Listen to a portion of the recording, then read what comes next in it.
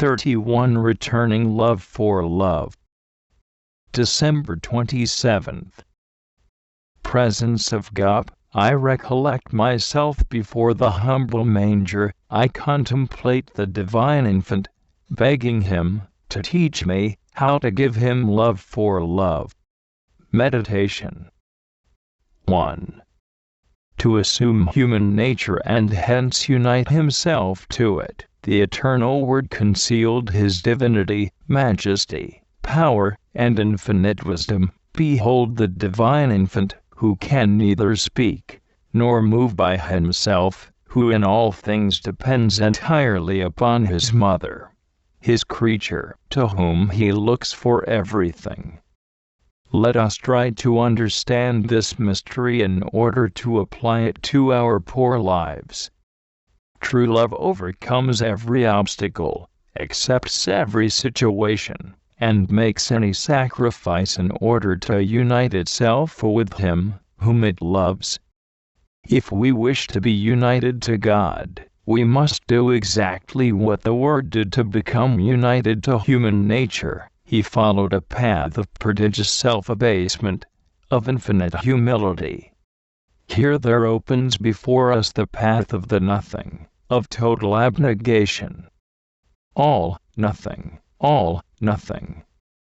This was the lullaby sung by St. John, of the cross, to his God-made man.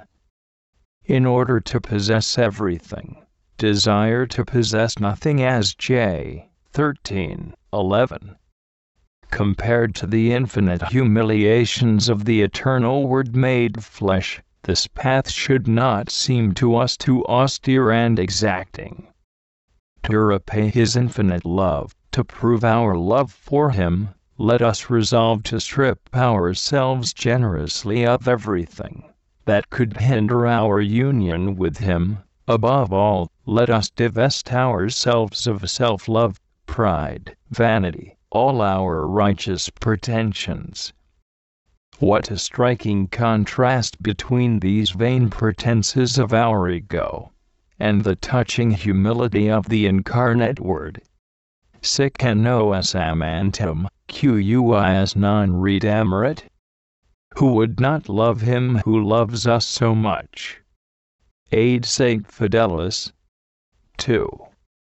Out of love for us, Jesus not only stripped Himself of all His greatness and majesty, but from the very first moment of His earthly life, He embraced every possible privation. Let us also strip ourselves voluntarily for love of Him. Let us strip ourselves of our love of riches, of our attachment to our material well-being, our comforts, and everything that is superfluous. We are already under obligation to do this by our vow or promise of poverty, but even without this obligation, how can we calmly lead a life of ease, when our God has voluntarily embraced so much poverty and hardship? Let us consider how the Holy Child Jesus lived rough straw, insufficient coverings, a stable for His house, a manger for His cradle. Looking at the manger, one feels that the way of nothing does not ask too much. Strive to seek not the best of temporal things, but the worst. Strive thus to desire to enter into complete detachment and emptiness and poverty, with respect to everything that is in this world, for Christ's sake. J.C. as I. 13:6. If we want to repay Jesus' infinite love, let us strip ourselves generously of everything for Him, not only material goods, but also every attachment to creatures. For, as St. John, of the cross teaches, to love is to labor, to detach and strip oneself for God's sake, of all that is not God. J.C. as 2:5-7. The way of nothing takes us quickly to Bethlehem, where God has united Himself to our human nature in the most intimate, personal way there where he awaits us to unite our souls to himself. Colloquy. O my sweet Jesus, grant that I, even in a small way, may be able to repay you for your infinite love. Out of love for me, my God, you became man, from Lord, a slave, from rich, poor, from omnipotent, a little helpless babe. Oh, grant that for love of you, I may courageously and generously follow the path of the nothing, of total despoliation. For love of me you are stripped of your majesty and grandeur. You conceal every sign of your divinity, you make yourself little and humble, in order to become mine, so that I may not only know you, but that I may possess you entirely, since you give me not only in Bethlehem, but every day in the Holy Eucharist all your divinity, all your humanity. I, your miserable creature, who am so loved and favored by you, shall I not know how, for love of you, to become wholly yours, and strip myself of my self-love? O divine Word, become a child for love of me, teach me to become a child for love of you. Oh, what great love and power you show me by becoming a little babe, willing to keep silence, and to have need of everything, like other children. You were like unto us in all things, sin excepted. To show me my misery, the first sound you uttered was a cry, fulfilling the words of wisdom, primum vocem simile omnibusem isi plorens, like all others I came into the world crying. And what an example you give me!